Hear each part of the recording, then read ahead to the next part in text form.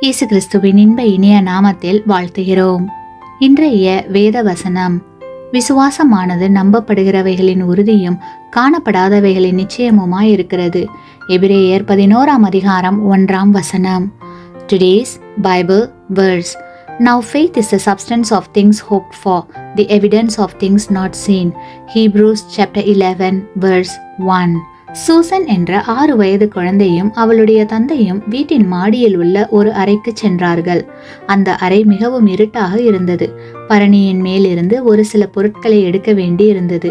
தந்தை தன் மகளை மேலே ஏற்றிவிட்டு பொருட்களை இறக்கி வைத்து கொண்டிருந்தார்.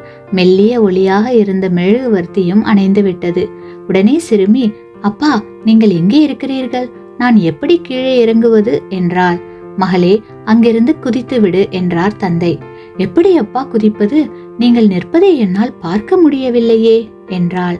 மகளே, நான் உன்னை பார்த்து கொண்டுதான் இருக்கிறேன், குதித்து விடு என்றார். தந்தை மேலுள்ள நம்பிக்கையால் குதித்தாள்.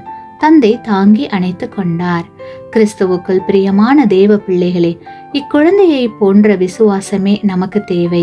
என் கண்களை உன்மேல் வைப்பேன் என்று தேவன் கூறியிருக்கிறபடியால் நாம் தேவனை பார்க்க முடியாவிட்டாலும் நம்பிக்கையோடு நம்மை தேவனிடம் ஒப்பு கொடுத்தால் அவர் நம்மை கவனித்துக் கொள்வார். தேவனை நம்பி தேவனுக்காய் வாழ்வோம். ஆமேன். நீங்கள் பெற்ற இந்த ஆசீர்வாதத்தை மற்றவர்களோடு பகிர்ந்து கொள்ளுங்கள்.